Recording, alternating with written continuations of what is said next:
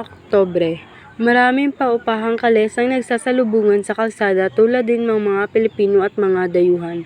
Naglalakad si Jesus tumunong walang direksyon. Nakarating siya sa liwasang Binondo. Wala pa rin ipinagbago ang nasabing lugar. Gaya pa rin ng dati ang daan at bahay na may pinturang puti at bughaw. Maging ang lumang orasan at kampanaryo ng simbahan ay nanatili pa rin ganoon sa kanyang paningin. Naroon pa rin ang tindahan ng insik na may maruruming tabing at tukod na bakal. Tila isang panaginip lamang ang paninirahan ko sa Europa sa loob ng 7 taon. Wala ritong ipinagbago. Ginoong Ibarra, mag-ingat po kayo. Ang nangyari sa iyong ama ay isang halimbawa na hindi dapat maulit pa. Sa palagay ko ay naging malapit kayo sa aking ama. Maaari po ba ninyong ikwento ang nangyari sa kanya? Batid ng lahat ng tao ang pagkamatay ng iyong ama sa loob ng bilangguan. Namatay sa bilangguan ng aking ama? Kilala niyo po ba ang aking ama? Nasisiguro ko sa inyong kilala ko ang inyong ama. Nakapagtataka na hindi niyo alam ang tunay ng kanyang sinapit. Masasabi ba ninyo sa akin kung bakit siya nabilanggo? Ikukwento ko sa inyo, subalit samahan niyo ako sa paglalakad patungong sa kwartel. Mabait na tao si Don Rafael, subalit marami rin ang nagagalit at may kimkim na pagkainggit. Karamihan sa mga ito ay mga Kastilang nagtataglay ng masamang ugali. Ang mga mabubuting tao ay hindi nagtatagal at nagkakaroon ng maraming kaaway tulad ng iyong ama. Ilang buwan pa lamang kayong nakaalis nang makasira ang iyong ama at si Padre Damaso. Pinagbintangan ni Padre Damaso ang iyong ama ng hindi pangungumpisal na dati na naman niyang hindi ginawa kahit noong siya'y magkaibigan pa.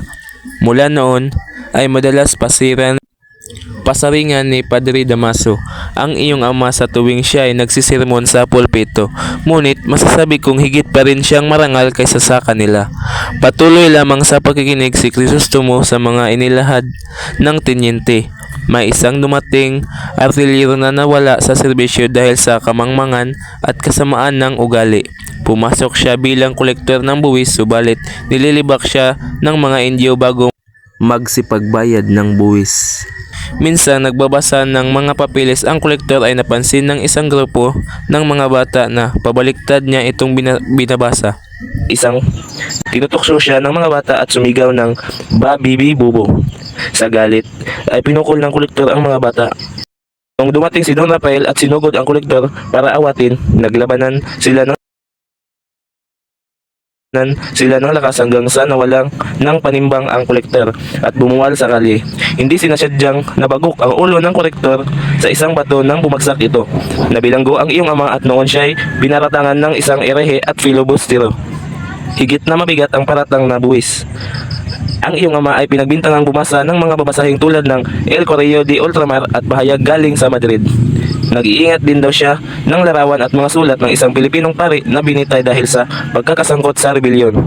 At ang pagsusuot niya ng barong Tagalog ay ginawang malaking kasalanan ng iyong ama dahil apo siya ng isang Kastila.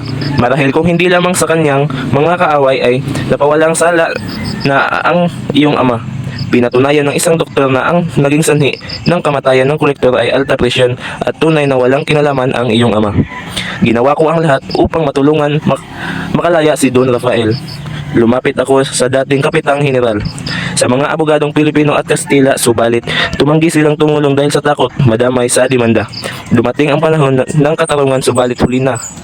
Nagkasakit na ang iyong ama sa loob ng kulungan hanggang sa namatay. Ginoong Ibarra, sapagkat nandito na tayo sa kwartel, malalaman mo pa ang ibang pangyari mula kay Kapitan Tiago.